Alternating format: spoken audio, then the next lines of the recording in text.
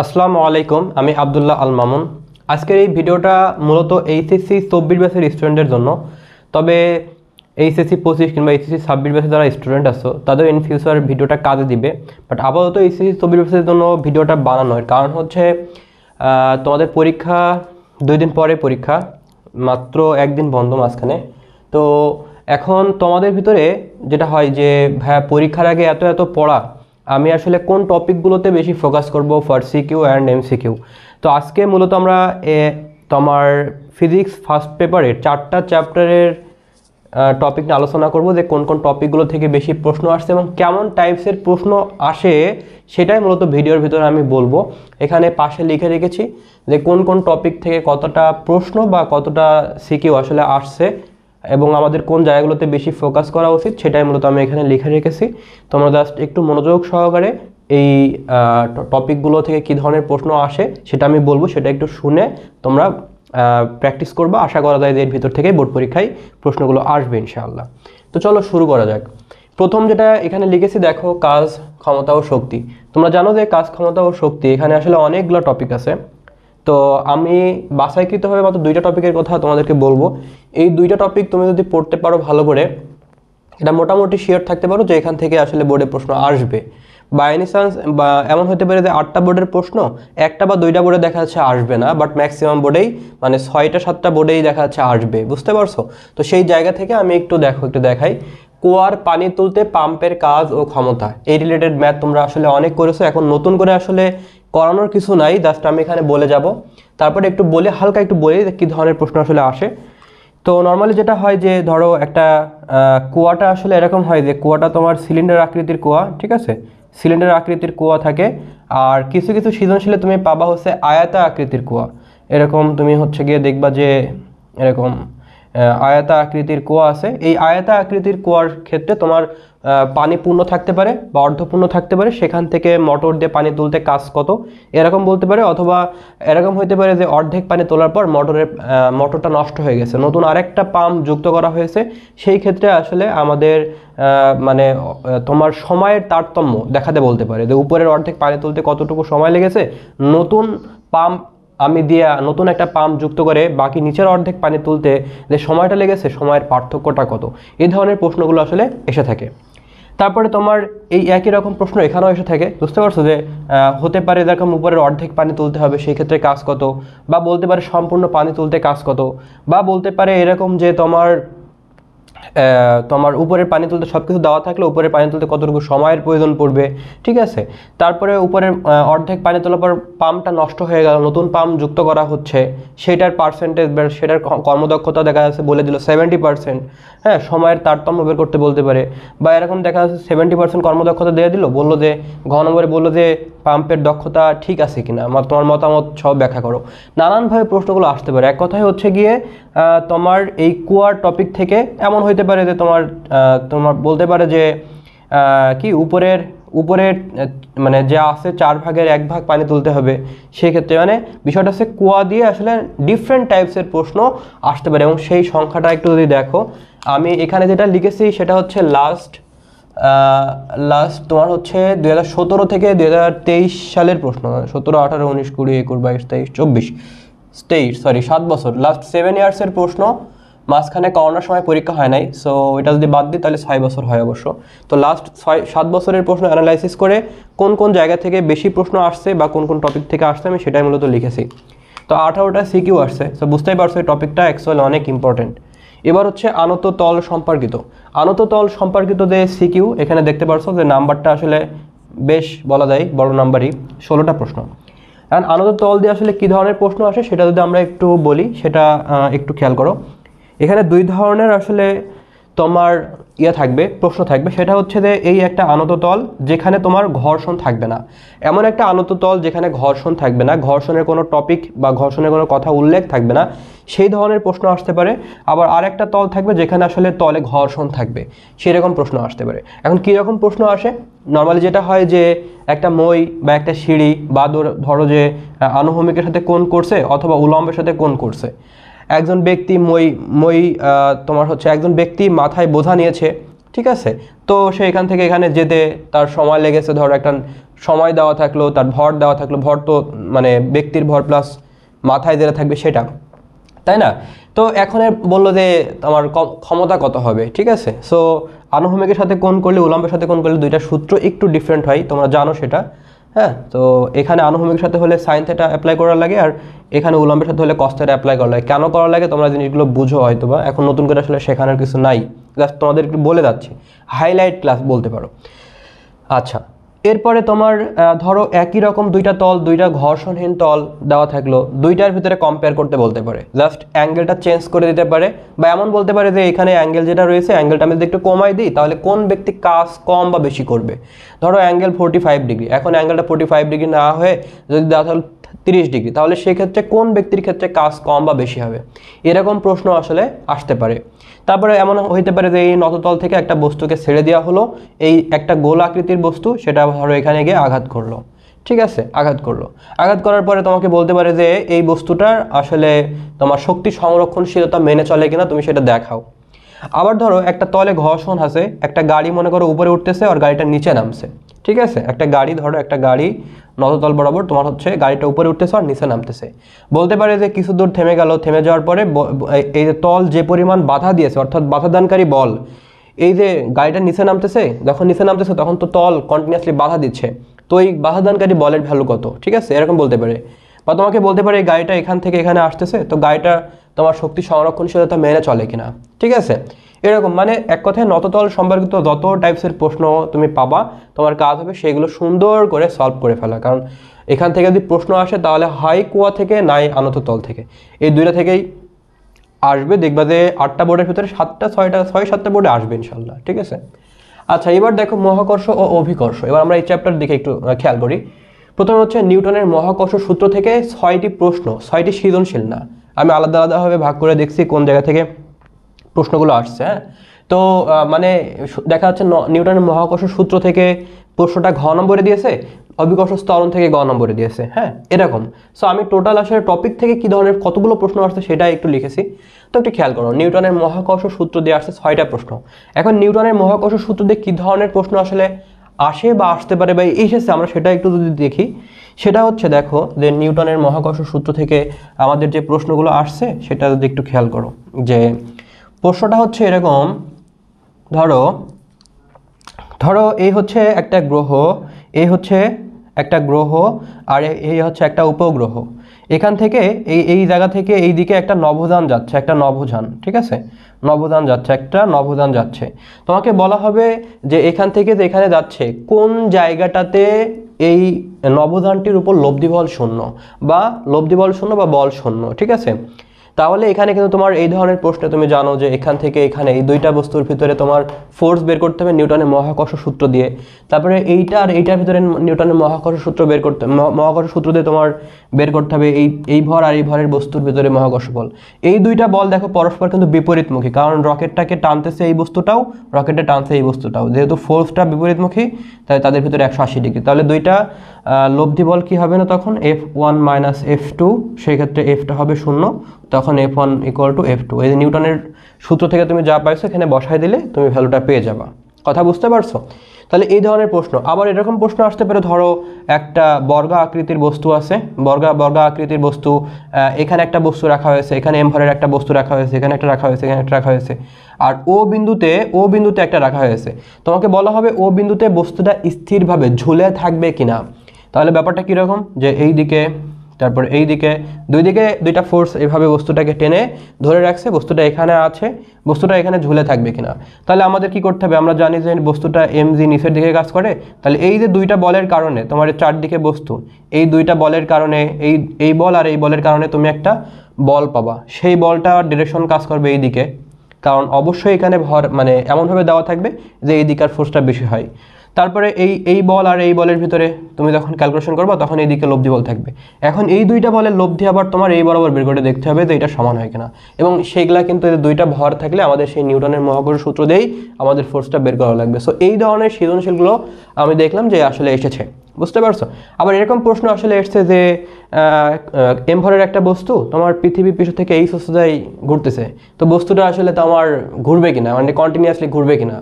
বা জিনিসটা আসলে স্থির থাকবে কিনা, হ্যাঁ এরকম টাইপসের প্রশ্ন।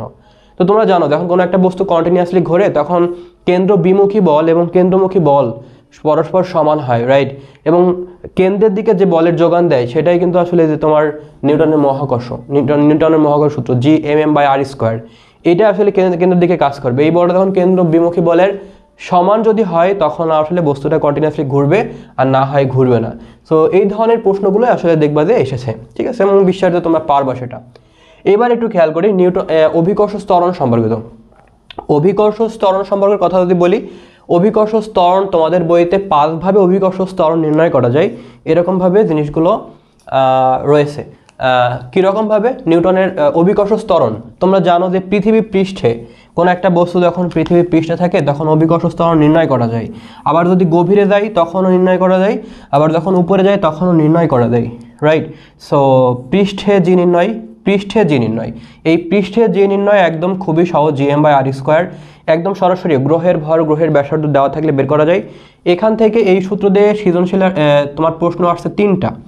তারপরে এখান থেকে এই উচ্চতায় যখন যাবা তখন আমরা জানি যে G/h = G/r/r+a² এই সূত্র দিয়েও দেখলাম যে 3টার মতো সৃজনশীল আসছে, 3টার মতো, হ্যাঁ 3টা কি 2টা। আর গভীরতার সূত্র জানো যে তোমরা ডি গভীরতায় গেলে তোমার জি এর ভ্যালু হয় GE, ঠিক আছে, 1 - d/r। তো এই হচ্ছে বিষয় আর কি, গভীরতায় গেলে তার মানে 3টা, এখান থেকেও এই সৃজনশীল আসছে সম্ভবত 2টা। তাহলে আমরা বুঝতে পারছি যে পৃষ্ঠে, গভীরতায় বা উপরে সৃজনশীল আসছে। এবং আহ্নিক গতির কারণে জি নির্ণয়, এই টপিকটা অনেকের কাছে একটু জটিল মনে হয়। আহ্নিক গতির কারণে তোমরা জানো যে ল্যামডা ডিগ্রি অক্ষাংশের জন্য একটা জি পাওয়া যায়, এবং সেই জি এর যে ভ্যালুটা তোমরা সেটা জানো যে G-ω² আর cos² ল্যামডা, এই যে আর, এটা হ্যাঁ এই হচ্ছে আর। আর এই যে তোমার ছোটো হাতের আর নিলে তখন আবার এখানে একটু চেঞ্জ আসবে, তখন cos² হয় না। কথা বুঝতে পারছো? তাহলে এরকম এই সূত্র দিয়ে এই ধরনের প্রশ্নগুলো কিন্তু আসে যে তোমার 45 ডিগ্রি অক্ষাংশে জি এর ভ্যালু বের করো। আবার এরকম বলতে পারে বস্তুটা ঘুরতে ঘুরতে বিষুবীয় অঞ্চলে এসে বস্তুটা উধাও হয়ে গেল, তখন আসলে আমাদের কৌণিক বেগের কীরকম তারতম্য হবে, তাই না? এ ধরনের প্রশ্ন তোমরা করছো, রাইট? আচ্ছা, তো এই ধরনের সৃজনশীলগুলো দেখলাম বাবার ঘুরিয়ে ফিরে এসেছে। আচ্ছা, তো 4টা ভাবে হলো, আর 5টা আরেকটা ওয়ে আছে যে তোমার গ্রহের তুলনা, যে একটা গ্রহ থেকে আরেকটা গ্রহে যাচ্ছি তখন আসলে একটা গ্রহের ভর আরেকটা গ্রহের ভরের দেখা যাচ্ছে 16 গুণ, ব্যাসার্ধ দেখা যাচ্ছে বললো 81 গুণ বা সামথিং একটা ভ্যালু দেওয়া থাকলো, আর তোমাকে বলা হলো যে আসলে পৃথিবীর যেহেতু দেওয়া রয়েছে তাহলে আমি অন্য যে গ্রহে যাচ্ছি সেটা মঙ্গল গ্রহ হইতে পারে, তো মঙ্গল গ্রহের আমার জি কত, মানে 2টা গ্রহের তুলনা। সো এরকম 5টা ওয়েতে অভিকর্ষ ত্বরণের ভ্যালু দিয়ে আসছে, পৃথিবীর পৃষ্ঠে, পৃথিবীর উপরে, পৃথিবীর গভীরে, আহ্নিক গতির কারণে, অ্যান্ড 2টা গ্রহের তুলনা। এই টাইপসের প্রশ্ন, অর্থাৎ অভিকর্ষ ত্বরণের সূত্র দিয়ে তুমি যদি ম্যাথ করতে পারো তুমি এগুলো এমনিতেই পারবো। সো এখান থেকে 16টার মতো প্রশ্ন আসছে। এবার বলি মুক্তিবেগ সম্পর্কিত। মুক্তিবেগ তোমরা জানো যে মুক্তিবেগের নর্মালি আমরা দেখছি 2টা ফর্মুলা, একটা হচ্ছে যে গ্রহের ভর দেওয়া থাকলে আর অথবা গ্রহের ত্বরণ দেওয়া থাকলে আমরা দুভাবে বের করতে পারি। সো তোমরা জানো যে এই হচ্ছে পৃথিবী, এটা হচ্ছে আর, এখান থেকে কোনো একটা বস্তুকে তুমি যখন পাঠাই দিচ্ছ উপরের দিকে তখন বস্তুটা আর পৃথিবীতে ফিরে আসতেছে না। তো এরকম সিচুয়েশন যদি হয় তাহলে সেটাকে বলি আমরা মুক্তিবেগ। সেটা জানো যে 2g গ্রহের ভর গ্রহের ব্যাসার্ধ, যেই গ্রহ থেকে ছোড়া হবে সেই গ্রহের ভর সেই গ্রহের ব্যাসার্ধ, অথবা এমন হতে পারে √2gr, অর্থাৎ যেই গ্রহ থেকে ছোড়া হবে সেই গ্রহের অভিকর্ষ ত্বরণ সেই গ্রহের ব্যাসার্ধ যদি গুণ করা হয় তাহলে এখানে দেখো এটা ভর রিলেটেড আর এটা হচ্ছে অভিকর্ষ ত্বরণ রিলেটেড, ভর রিলেটেড। সো এই মুক্তিবেগের ম্যাথ দেওয়া রয়েছে, এবং নর্মালি যেটা হয় যে এখানে ওই 2টা গ্রহের মুক্তিবেগের তুলনা সম্পর্কিত দেওয়া রয়েছে যে একটা গ্রহের ভর আরেকটা গ্রহের ভরের এত গুণ, আর একটা গ্রহের ব্যাসার্ধ আরেকটা গ্রহের ব্যাসার্ধের এত গুণ, তাহলে মুক্তিবেগের অনুপাত কত হবে, বুঝতে পারছো? এই টাইপসের প্রশ্নগুলোই আসলে দেখলাম আসছে। এবং অথবা সরাসরি মুক্তিবেগ বের করো, গ নম্বরে বলছে মুক্তিবেগ বের করো, অথবা মুক্তিবেগের তুলনা, ঠিক আছে? এই টাইপসের প্রশ্নগুলোই ঘুরিয়ে ফিরে আসছে। সো এরকম প্রশ্ন আসছে 8টার মতো, লাস্ট 7 ইয়ার্সে 8টা প্রশ্ন আসছে। এবার আরেকটা জিনিস একটু খেয়াল করো, কৃত্রিম উপগ্রহের বেগ তোমরা হয়তোবা সেটা জানো, তারপর আমি আবার একটু আলোচনা করতে পারি। ধরো এই হচ্ছে একটা গ্রহ আর ব্যাসার্ধের একটা গ্রহ, তার সমস্ত ভর কেন্দ্রে থাকে। এইটা হচ্ছে এই উচ্চতায় m ভরের একটা বস্তু, যেই বস্তুটা কন্টিনিউয়াসলি গ্রহকে কেন্দ্র করে ঘুরতেছে। তো এটা হচ্ছে আমাদের সেই উপগ্রহ, এবং উপগ্রহ এই বস্তুটা স্পর্শক বরাবর একটা বেগ থাকে, যেই বরাবর বস্তুটা ছুড়ে যেতে চায় কিন্তু যেতে পারে না, কারণ কন্টিনিউয়াসলি তাকে কেন্দ্রমুখী বল টেনে ধরে। ঠিক আছে, তাহলে ব্যাপারটা হচ্ছে এই যে কৃত্রিম উপগ্রহের যে বেগটা আছে, এই বেগের যে ভ্যালুটা, সেই বেগের ভ্যালুটা হচ্ছে √g। কোন গ্রহকে কেন্দ্র করে ঘুরছে সেই গ্রহের ভর আর সেই গ্রহের ব্যাসার্ধ প্লাস কতটুকু উচ্চতায় ঘুরছে সেইটা, কতটুকু উচ্চতায় ঘুরছে সেটা, এটা যদি জানা থাকে তাহলে আমরা খুব সহজেই আসলে বের করে ফেলতে পারি যে আসলে তোমার মুক্তিবেগের ভ্যালুটা কত হবে। কথা ক্লিয়ার? তাহলে এই সূত্র সম্পর্কিত তোমার এখানে এই অধ্যায়টা সব থেকে সহজ। এই অধ্যায়টাই দেখো, এই অধ্যায় তোমার হয়তো বা করতে একটু ঝামেলা বা একটু প্যাচগোস মনে হতে পারে। এই অধ্যায়ে জাস্ট সূত্র করবা, সূত্রতে ম্যাথ শিখবা, একদম কোনো প্যাচগোস নাই, কোনো ঝুল ঝামেলা নাই। এই অধ্যায় থেকে অ্যান্সার যদি না করতে পারো তাহলে আমি বলবো তোমার মতো হতভাগা নাই। কথা বুঝতে পারছো? এই অধ্যায় সব থেকে সহজ, শুধু সূত্রগুলো মনে রাখলে চলবে। তুমি সূত্রগুলো বসায় মান বসায় দেবা, ব্যাস, কোনো প্যাচগোস নাই। এই অধ্যায়টাই কোনো প্যাচগোস নাই। তাহলে ব্যাপারটা হচ্ছে এই উপগ্রহের বেগটা কি, কত উচ্চতায় ঘুরতেছে, সেই উচ্চতা দেওয়া থাকলে আমি আসলে বের করে ফেলতে পারি। মাথায় রাখবা বস্তুর ভর কিন্তু এখানে কোনো জায়গায় কাজে লাগবে না। ইভেন মুক্তিবেগের ক্ষেত্রে এই বস্তুর ভর কাজে লাগে না, যেই গ্রহ থেকে ছোড়া হয় সেই গ্রহের ভরটাই বসাইতে হয়। সো এখান থেকে প্রশ্ন আসছে দেখো 7টার মতো। এবার একটু দেখো আবর্তনকাল ও ভূস্থির উপগ্রহ। আসলে আবর্তনকাল তোমাকে নির্ণয় করা শিখতে হবে, এবং তাহলে ভূস্থির উপগ্রহে আসলে পারা যায়। ভূস্থির উপগ্রহ আসলে নতুন কিছু না, তুমি আবর্তনকাল পারলেই এই তোমার নর্মালি ঘ নম্বরে বলা হয় যে উপগ্রহটি কি ভূস্থির নাকি ভূস্থির না, এই টাইপসের প্রশ্ন করা হয়। হ্যাঁ, ভূস্থির উপগ্রহ মানে কি, ভূস্থির উপগ্রহ মানে কি খেয়াল করো, ভালো করে লক্ষ্য করো। বলতেছি এই হচ্ছে আমাদের গ্রহ আর ব্যাসার্ধের একটা গ্রহ। এখন আর ব্যাসার্ধ যার সমস্ত ভর কেন্দ্রে, এখন এম ভরের একটা বস্তু এই উচ্চতায় এই আর ব্যাসার্ধ এই পৃথিবীকে ধরো কেন্দ্র করে ঘুরতেছে, পৃথিবীকে কেন্দ্র করে ঘুরতেছে এম ভরের একটা বস্তু। এখন তুমি জানো পৃথিবী নিজ অক্ষকে কেন্দ্র করে আহ্নিক গতির কারণে 24 ঘন্টায় এক পাক দেয়, 24 ঘন্টায় এক পাক দেয়। এখন ভূস্থির মানে কি, ভূস্থির মানে ভূমির সাপেক্ষে স্থির। তাহলে ভূমির সাপেক্ষে স্থির কখন হবে, যখন এই উপগ্রহটাও 24 ঘন্টায় এক পাক দেবে, তখন আরেকজনকে দেখবে এ তো স্থির। কথা বুঝতে পারছো? ওই যে পড়ছো না ট্রেনে, যখন দুইটা ট্রেন প্যারালালি যায় তখন একজন বন্ধু আরেকজন বন্ধুকে স্থির দেখে, কেন? কারণ দুইটা প্যারালালি চলতেছে, দুইটা প্যারালালি চললে তখন আমাদের কাছে স্থির মনে হয়। তো এখানেও সিমিলার ঘটনা, যখন আমাদের পৃথিবী আহ্নিক গতির কারণে 24 ঘন্টায় এক পাক দিচ্ছে, এই বস্তুটাও যখন এই যে এক পাক দিবে সেটাও যদি 24 ঘন্টা লাগে, তাহলে আমরা বলবো যে এই পৃথিবী বস্তুটাকে কত এসে দেখতেছে, ভূস্থির মানে জিরো বেগে তারা প্যারালালি চলতেছে। তো এই জন্য তখন বলবো যে না, ভূমির সাপেক্ষে তখন স্থির মনে হচ্ছে। তাহলে টি 24 ঘন্টা। তাহলে এখন এই টি 24 ঘন্টা কিভাবে বের করতে হবে? টি = √r + h তার হচ্ছে কিউ বাই হচ্ছে gm, এরকম একটা সূত্র আছে। কথা বুঝতে পারছো?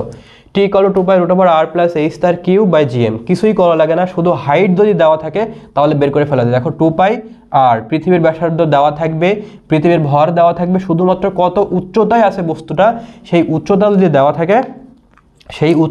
দেওয়া থাকে তাহলে ওই উচ্চতায় পর্যায়কাল, অর্থাৎ এই উচ্চতায় বস্তুটার পর্যায়কাল কত সেটা দেখতে হবে। সেটা যদি 24 ঘন্টা হয় তাহলে ভূস্থির উপগ্রহ হবে, আদারওয়াইজ হবে না।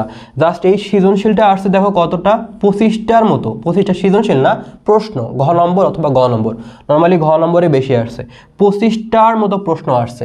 তাহলে আমরা এখান থেকে ওভারঅল যদি সারাংশ একটু যদি খেয়াল করি, সব থেকে ইম্পর্টেন্ট হচ্ছে আমাদের অভিকর্ষ ত্বরণ, 5টা ওয়েতে নির্ণয় করতে হবে। অ্যান্ড দেন হচ্ছে এইটা সব থেকে ইম্পর্টেন্ট। আর মুক্তিবেগ, কৃত্রিম উপগ্রহ, দেখো কৃত্রিম উপগ্রহ এগুলো ভালো করে পড়তে হবে। মুক্তিবেগ, কৃত্রিম উপগ্রহ, মুক্তিবেগ, স্পেশালি মুক্তিবেগ, এই 3টা জিনিস, একটা হচ্ছে যে অভিকর্ষ ত্বরণ, আবর্তনকাল, মুক্তিবেগ, এই 3টা জিনিস আমাদের বেশি ইম্পর্টেন্ট।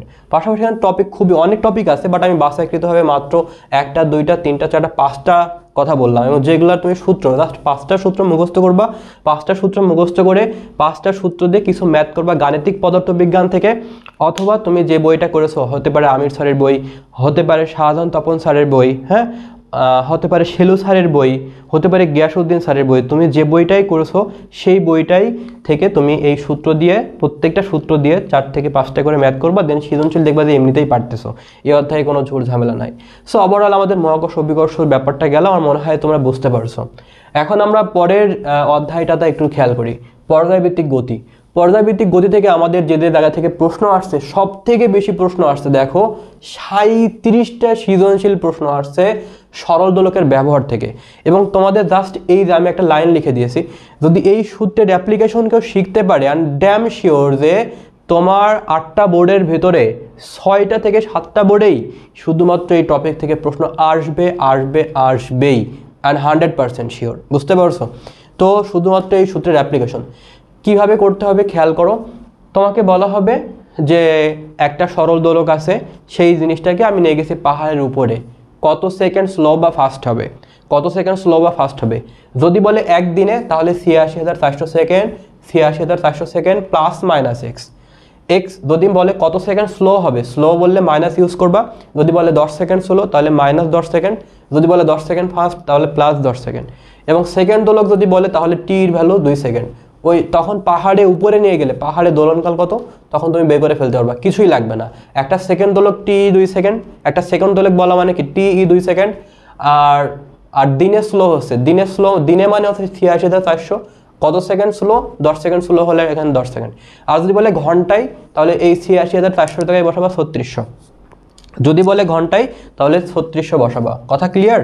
তো এটা গেল তোমার এইটা। আর এটা দিনে কত সেকেন্ড স্লো বা ফাস্ট হলে তখন তুমি এই অনুপাতটা নিয়ে কাজ করবা। এখন যদি কখনো তোমাকে বলে যে একটা সেকেন্ড দোলককে আমি উপরে নিয়ে গেলে সেটার দোলনকাল স্লো হয়ে গেছে এবং ঘড়িটা হচ্ছে গিয়ে তোমার স্লো চলতেছে।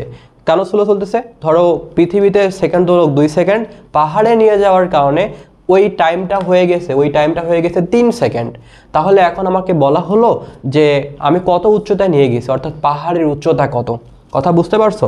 কাইন্ড অফ এরকম। আমি তোমাকে একটু এখানে দেখাই, তাহলে জিনিসটা একটু দেখো। ব্যাপারটা কীরকম? ব্যাপারটা হচ্ছে যে দেখো, একটু খেয়াল করো। এই যে ধরো এই হচ্ছে আমাদের পৃথিবী, এখান থেকে আমি এই যে পাহাড়ে নিয়ে গেছি, হ্যাঁ, এই যে পাহাড়ে এইখানে নিয়ে গেছি। তাহলে এই যে এইটা হচ্ছে হাইট, কত উচ্চতায় আমি পৃথিবী পৃষ্ঠে সেকেন্ড দোলক হচ্ছে 2 সেকেন্ড, যখন এখানে নিয়ে গেছি তখন হয়ে গেছে 3 সেকেন্ড। আমি তাহলে কত উচ্চতায় নিয়ে গেছি দেখো। উচ্চতা সম্পর্কিত বললে তুমি এখানে চলে যাবা। দেখো শুধুমাত্র উচ্চতার কথা বললে এখানে, তাহলে দেখো খেয়াল করো, উচ্চতার কথা বললে এখানে, তাহলে এখানে 2 সেকেন্ড বসাবা, এখানে 3 সেকেন্ড বসাবা। আর মানে তুমি জানো 6400 কিলোমিটার, 6400 কিলোমিটার তুমি জানো সেটা, এখান থেকে এইচ বের করবা, কিলোমিটারে বের হয়ে যাবে। সিম্পল, খুব সিম্পল। এখন যদি উচ্চতার কথা না বলে, যদি বলে খনির ভিতরে বা গভীরে, পৃথিবীর গভীরে বা খনির ভিতরে নিয়ে গেলাম, তাহলে সেই ক্ষেত্রে আমাদের গভীরতা, কত গভীরতায় নিয়ে গেলে, হ্যাঁ, এই ধরো পৃথিবী, ধরো কত গভীরতায় নিয়ে গেলে, হ্যাঁ, এটা ধরো আর, এটা হচ্ছে আর, তাহলে কত, ধরো ডি গভীরতায়, এখানে ধরলাম যে টি 2 সেকেন্ড, আর এই জায়গাটাতে টি ডি অর্থাৎ গভীরতায় নিয়ে গেলাম, সেখানে হচ্ছে 3 সেকেন্ড। তাহলে কত গভীরতায় নিয়ে গেছি, কি করতে হবে, এখানে 2 সেকেন্ড বসাবা, এখানে 3 সেকেন্ড বসাবা। গভীরতার সূত্র বললে তখন তুমি এই যে এটা ইউজ করবা, এই যে পৃথিবীর ব্যাসার্ধ বসাবা, এখানে তুমি বসাবা। এটা কিলোমিটারে বসাতে পারবা, এটা কিলোমিটারে বসাতে পারবা। কেন? কারণ এখানে 2 সেকেন্ড সেকেন্ড কাটা যায় না, একক তো থাকে না। তাহলে এখানে যাহার একক বসাবা তাহার একক এটা পাবা।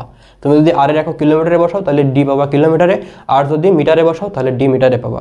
তাহলে আমার মনে হয় যে উচ্চতার জন্য এটা ইউজ করবা, পাহাড়ের উচ্চতা কিংবা খনির গভীরতা নির্ণয় করার জন্য এইটা, দিনে কত সেকেন্ড স্লো বা ফাস্ট সেটা হচ্ছে এইটা। আর এমনি নর্মালি এই সূত্র তোমরা করছো যে কার্যকর দৈর্ঘ্য, যদি আমি কার্যকর দৈর্ঘ্য 10% বা আমার পর্যায়কাল কতটুকু পরিবর্তন হবে, রাইট, এইসব তোমরা পারবা। তারপরে তোমার হচ্ছে যে অভিকর্ষ ত্বরণ রিলেটেড, আমার মনে হয় যে এটা পারবা। সমস্যা হবে এইটা, অনেকে এটা বুঝতে পারবে না, সৃজনশীলে ঘ নম্বরে এগুলো আসতে পারে বলতে আসে। 37টার সৃজনশীল আসছে ঠিক এরকম আর কি। কার্যকর দৈর্ঘ্য আসতে পারে, ববের ব্যাসার্ধ আসতে পারে, দিনে কত সেকেন্ড স্লো বা ফাস্ট হবে, এই ধরনের প্রশ্ন আসতে পারে, কিংবা তোমার গভীরতা আসতে পারে, হ্যাঁ। তারপরে তোমার উচ্চতা আসবে, উচ্চতা, গভীরতা, ঘড়ি কত সেকেন্ড স্লো বা ধীরে চলবে, তারপরে জি এর প্রভাব, কার্যকর দৈর্ঘ্য, তাছাড়া এই সূত্রের অ্যাপ্লিকেশন জানতে পারলে এক সেট সৃজনশীল চোখ বুঝে লিখে আসতে পারবা। এই অধ্যায়ে তুমি যদি এই 4-5টা সূত্র মুখস্থ করে আসতে পারো, 110% যে এখান থেকে এক সেট করে আসতে পারছো। আর এখানে যদিও মাত্র 2টা টপিক, বাট অনেকের এই জিনিসটা কঠিন মনে হয়, কিন্তু এই অধ্যায় আর এইটা আমার কাছে মনে হয় যে কেউ একটু যদি করে আসতে পারে 2 সেট, খুব ইজিলি, একদম খুব সহজে করে আসা যাবে। এর পাশাপাশি আমাদের সেফটির জন্য আরও কয়েকটা টপিক আমি লিখেছি, আমার মনে হয় তোমরা সেটা পারবা। দেখো তারপর আমি একটু বলি, খেয়াল করো। সরল স্পন্দিত স্পন্দন গতি রাশিমালা। সরল স্পন্দিত স্পন্দন গতি রাশিমালা কি সেটা তোমরা জানো যে সরণ, বেগ, ত্বরণ, বল। স্পেশালি সরণ, বেগ, ত্বরণ এই তিনটা জিনিস তোমাদেরকে ভালো করে পড়তে হবে। আমি একটু দেখাই দিই যে আসলে কোন সূত্রের কথা আমি বলতেছি, খেয়াল করো। তো একটু ধৈর্য সহকারে যদি ভিডিওটা দেখতে পারো, আমার মনে হয় এটা সবার কাজে দেবে ইনশাল্লাহ, এবং তোমাদের ফ্রেন্ডদেরকে শেয়ার করে দাও। আর তাছাড়া হচ্ছে আমি চেষ্টা করব যে পুরোটা অ্যাডমিশন সময় ধরে আমি তোমাদের সাথে আসি, ঠিক আছে? তো স্মরণের কথা যদি বলি, তোমরা পড়ছো যে কোনো একটা বস্তু এতটুকু বিস্তার যদি থাকে, আমাদের এই যে এই হাইটটা যদি এক্স থাকে, হ্যাঁ, মানে ছায়ার দূরত্ব, তো সেটা আমরা পড়ছি যে তোমার এখানে যে অ্যাঙ্গেলটা ক্রিয়েট করে x equal to A sine theta, theta মানে আবার ওমেগা টি, তাই না? থিটা মানে কি? এস ইকুয়াল টু ভিটি পড়ছো না? তাহলে এখানে কৌণিক সরণ হয় ওমেগা টি। কথা বুঝতে পারছো? তো এই স্মরণের ভ্যালুগুলো তোমার পড়ছো। তারপরে এটাকে একবার অন্তরীকরণ করলে তোমরা জানো যে এ ওমেগা কজ ওমেগা টি। আবার এরকম হয় যে omega root over a square, এটাকে যদি ক্যালকুলেশন করো তাহলে এ স্কোয়ার মাইনাস ওমেগা স্কোয়ার। আবার এটাকে তুমি ম্যাক্সিমাম বেগের কথা যদি বলি তাহলে হয় ওমেগা এ, ম্যাক্সিমাম বেগের কথা যদি বলি তাহলে ওমেগা এ, ঠিক আছে? তো এই ভি, এই যে এইটা খুব বেশি আসে স্পেশালি এই যে এইটা ওমেগা এ এটা খুব বেশি পরিমাণে আসে, কারণ ওমেগা অনেকগুলো মিনিং আছে। ওমেগা মানে 2π/t, ওমেগা মানে 2πf, ওমেগা মানে 2πn/t, ঠিক আছে? আচ্ছা, তো এইটা তারপরে কি তুমি দেখো ত্বরণ মানে কি? এই যে ভিকে তুমি একবার অন্তরীকরণ করো তাহলে তুমি এখানে পাবা হচ্ছে মাইনাস এ স্কোয়ার সাইন ওমেগা টি, আর তুমি পাবা হচ্ছে মাইনাস ওমেগা স্কোয়ার এক্স। তো বেশিরভাগ ক্ষেত্রে বেগের ফর্মুলাটাতেই বেশি আসে, আর বল মানে তুমি পারবা, তাই না? তো তাহলে এই সূত্র দিয়ে তুমি ম্যাথ মনে হয় করেছো, এই সূত্র দিয়েই যে ম্যাথগুলো করছো, এই ম্যাথগুলাই ঘুরিয়ে ফিরিয়ে দেখো আসছে 15টার মতো সৃজনশীল, 15টা, ঠিক আছে? 15টা। এবার দেখো সরল স্পন্দিত গতির গতিশক্তি, বিভব শক্তি এবং মোট শক্তি। মোট শক্তি মানে হচ্ছে যান্ত্রিক শক্তি, যান্ত্রিক শক্তি মানে বোঝায় মোট শক্তি বা শক্তি সংরক্ষণশীলতা নীতি। তো এই সরল স্পন্দিত গতির গতিশক্তি, বিভব শক্তি এবং মোট শক্তি, এখান থেকে আসছে 10টা সৃজনশীল। এবং তোমরা জানো যে গতিশক্তির যে ফর্মুলাটা, এই যে গতিশক্তির তোমরা সেটা পড়ছো যে গতিশক্তির ফর্মুলা হচ্ছে হাফ কে এক্স স্কোয়ার। আর তুমি যখন পড়ছো টোটাল শক্তি তখন হাফ কে এক্স স্কোয়ারের জায়গায় হয় এ স্কোয়ার, আর যখন তুমি বিভব শক্তি পড়বা তখন হয় হাফ কে A square minus X square. Maybe পড়ছো, আমার মনে হয় যে এটা সবাই পড়ছো। সরি, আমি একটু ভুল লিখলাম, এটা হচ্ছে বিভব শক্তির ফর্মুলা, এটা হচ্ছে গতিশক্তি, ঠিক আছে? তো এই যে তিনটা জিনিস এই সূত্রের অ্যাপ্লিকেশন আমার মনে হয় সবাই পড়ছো মেবি, তাই না? তো এখন তো ক্লাস না পসিবল না, জাস্ট তোমাদেরকে একটু হাইলাইট করে দিচ্ছি যে কোন সূত্র দিয়ে তোমাদের ম্যাথগুলো একটু করে তারপর সৃজনশীলে গেলে তোমাদের জন্য ভালো হয়। এবার হচ্ছে স্প্রিং থাকে দুইভাবে, একটা হচ্ছে আনুভূমিক স্প্রিং, একটা স্প্রিংকে আমি সুতায় বেঁধে বা কোনো একটা কিছুতে বেঁধে, সুতায় না, কোনো একটা কিছুতে দেয়ালে বা কোনো কিছুতে বেঁধে, জানলায় বেঁধে ধরো আমি আনুভূমিক বরাবর টানছি, সেই ক্ষেত্রে আমি কিছু থিওরি পাই। অথবা এমন হতে পারে একটা স্প্রিং উলম্বভাবে ঝুলে দিলাম, ঝোলাই দিয়ে তার প্রান্তে একটা ভর বেঁধে দিলাম, বেঁধে দেওয়ার ফলে বস্তুটা অভিকর্ষ বলের কারণে আপনি কত দূর নিচে আসবে, অথবা আপনি একটা নির্দিষ্ট দূরত্ব আসার পরে আমি আবার টান দিচ্ছি, দুইটা সিচুয়েশন হতে পারে। এই ধরনের সৃজনশীল মানে স্প্রিংয়ের ক্ষেত্রে আমাদের আসলে ম্যাথগুলো আসছে, যেমন ফোর্স নির্ণয়, কাজ নির্ণয় অথবা দোলনকাল নির্ণয়, ঠিক আছে? এই স্প্রিংয়ের ক্ষেত্রে তোমরা পড়ছো যে আনুভূমিক স্প্রিংয়ের ক্ষেত্রে কি হয়, যে দুইটা স্প্রিংয়ের ক্ষেত্রে আমাদের দোলনকাল হয় T=2π√m/k। আর যখন আমরা উলম্ব স্প্রিংয়ের কথা যখন বলি তখন একটা উলম্ব স্প্রিংয়ের ক্ষেত্রে কি হয়, একটা স্প্রিং mg নিচের দিকে কাজ করে, আর যতটুকু প্রসারিত হয়, একটা স্প্রিং যতটুকু প্রসারিত হয় ততটুকু সে পায় উপরের দিকে কে ই বল, অর্থাৎ উপরের দিকে কে ই বল, নিচের দিকে mg বল। দুইটাকে ক্যালকুলেশন করলে হয় m/k, এখানে হয় e/g। দ্যাটস ওয়াই উলম্ব স্প্রিংয়ের ক্ষেত্রে আমরা এক্সট্রা আরেকটা ফর্মুলা পাই, সেটা হচ্ছে e/g। অনেক জায়গায় ইর জায়গায় লিখে অনেকে এল লেখে, অনেকে এক্স লেখে, ঠিক আছে? তো এই আর কি দোলনকাল। আর কাজের ফর্মুলা তো পারো যে হাফ কে এক্স স্কোয়ার, রাইট? তো এই ধরনের এই আর কি। তো আমার মনে হয় বুঝতে পারছো আই গেস, কিন্তু এইটা তোমাকে ভালো করে শিখতে হবে, হ্যাঁ? পাশাপাশি এটাও তুমি শিখতে পারলে এগুলা একটু দেখা যাচ্ছে এটা আসার পসিবিলিটি কম, বাট এই দুইটা মোটামুটি পারলে অ্যাকসেপ্ট শিওর।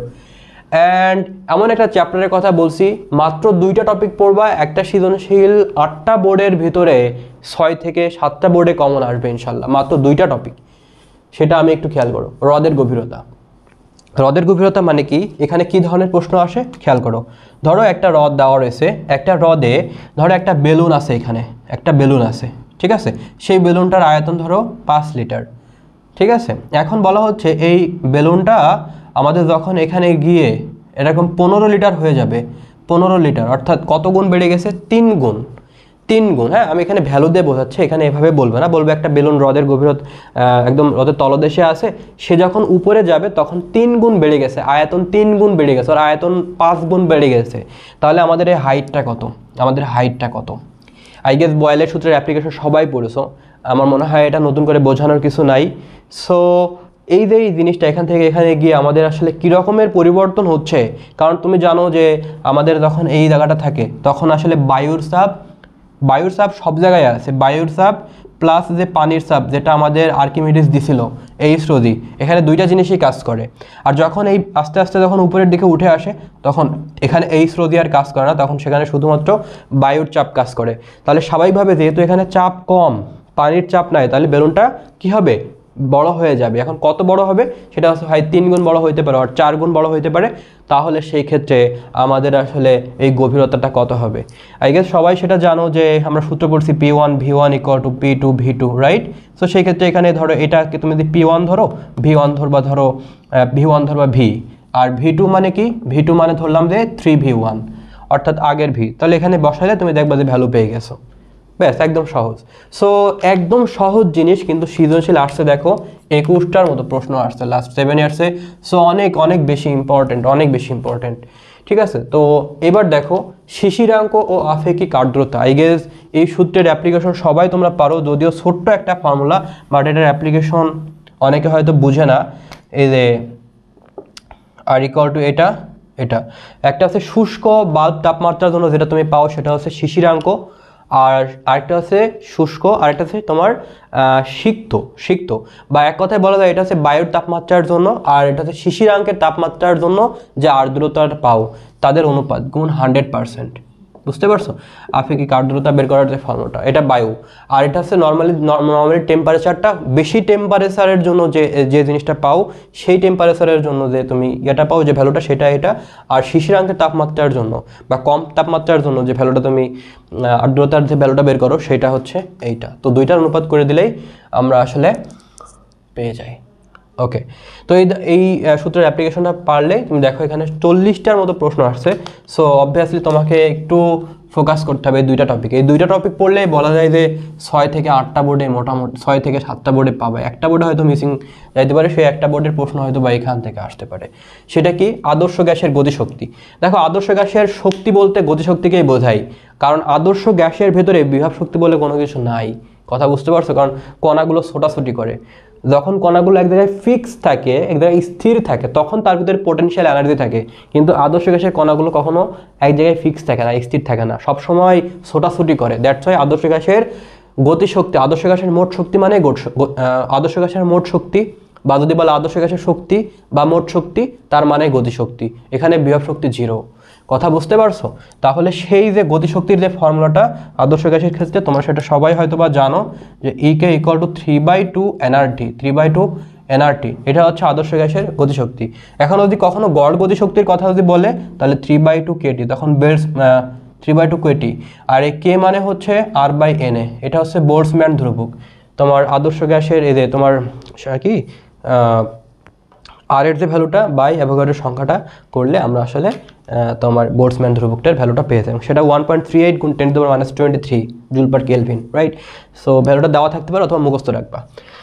ওয়েল, এবার আদর্শ গ্যাসের সমীকরণ। আদর্শ গ্যাসের সমীকরণটা কীরকম? আদর্শ গ্যাসের সমীকরণ হচ্ছে PV = nRT। সো এখান থেকে তোমার অনেক কিছু বের করতে বলতে পারে, তোমাকে চাপ বের করতে বলতে পারে, তোমাকে টেম্পারেচার বের করতে বলতে পারে। আর তোমরা এন এর ভ্যালু তো অনেক কিছু জানো। এই যে এন মানে কি? এন মানে হচ্ছে W/m, এন মানে হচ্ছে SV, এন মানে হচ্ছে V/22.4, এন মানে হচ্ছে V/24.789, এন মানে হচ্ছে N/NA, তাই না? আমার মনে হয় সবাই তোমরা পড়ছো। এনের অনেকগুলো মিনিং আছে। সো এখানে আমাদের অনেক স্টুডেন্ট আছে যারা এই জায়গাটাতে ভুল করে, আসলে অনেকে জিনিসটা বুঝতে পারে না। সেই জিনিসটা ভালো করে বুঝতে হবে তোমাদেরকে। আদর্শ গ্যাসের এই সূত্রে দিয়ে তোমাদেরকে ম্যাথ করতে হবে, ম্যাথ করে সৃজনশীলে যাবা, দেখবে যে পারতেছো তুমি। আর CRMS বেগের তো আই গেস তুমি পারবা, right? CRMS beg equal to কি? √3RT/m অথবা 3KT/m অথবা 3p/ρ, রাইট? মেবি তোমরা এগুলো পড়ছো যে এই যে তোমার CRMS বেগ মানে হচ্ছে √3RT বাই হচ্ছে m। 3R এর জায়গায় যদি তোমার কখনো কখনো 3KT ইউজ করা লাগতে পারে, যে বললাম গড় গতিশক্তির জন্য আমরা বোল্টজম্যান ধ্রুবক ইউজ করি না, সো কখনো কখনো এরকম ইউজ করা লাগতে পারে, অথবা 3P/ρ, ঠিক আছে। তো এরকম আর কি বিষয়গুলো। তো তিনটা। আর এখান থেকে তুমি বুঝতে পারছো যে সি এর সাথে এখানে ধরো C2/C1, সি এর সাথে টি এর কি সম্পর্ক, সমানুপাতিক সম্পর্ক। তো সি এর সাথে আবার এম এর কি সম্পর্ক, ব্যস্তানুপাতিক সম্পর্ক, তাহলে এখানে 2 হলে এখানে হবে 1। আবার দেখো সি এর সাথে তোমার কে এর কীরকম সম্পর্ক, সমানুপাতিক সম্পর্ক। আবার সি এর সাথে পি এর কি সম্পর্ক, সমানুপাতিক সম্পর্ক, P2/P1। আবার সি এর সাথে রো এর কি সম্পর্ক, ρ1/ρ2। সো যে কোনো দুইটা অনুপাত দিয়ে তোমাকে আবার সৃজনশীলে ম্যাথ দিতে পারে, কথা বুঝতে পারছো, যে কোনো দুইটা অনুপাত দিয়ে তোমাকে বলতে পারে টেম্পারেচার আমি দ্বিগুণ করলাম, আমার CRMS বেগ কত গুণ বাড়বে, বা আমি ভর বা হাইড্রোজেন আর অক্সিজেনের ভর দেওয়া থাকলো, সেক্ষেত্রে আমাদের দুইটা CRMS বেগের তুলনা কত, বা আমি ঘনত্ব 3 গুণ করে দিলাম, আমার RMS বেগের পরিবর্তন কত হবে। এই ধরনের প্রশ্নগুলো আসতেই পারে। সো CRMS বেগের বিষয়গুলো এটা আদর্শ গ্যাসের সমীকরণ দিয়ে বোঝালাম, আদর্শ গ্যাসের গতিশক্তি। এই ছিল ওভারঅল একটা হাইলাইট ক্লাস।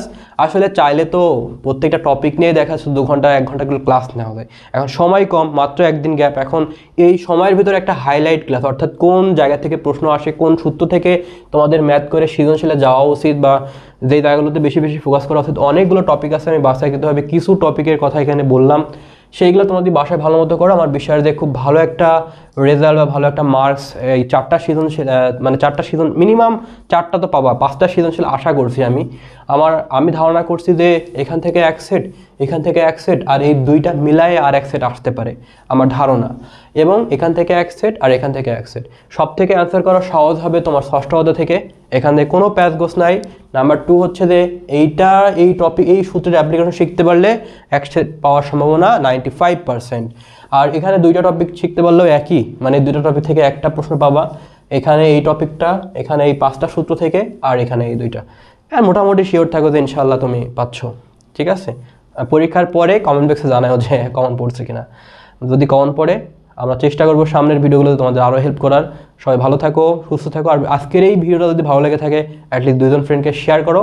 আর আরেকটা পর্ব আসবে, সেটা হচ্ছে তোমার বাকি 3টা অধ্যায়ের উপরে, ঠিক আছে। তো সেই পর্যন্ত সবাই ভালো থাকো, সুস্থ থাকো। আল্লাহ হাফেজ।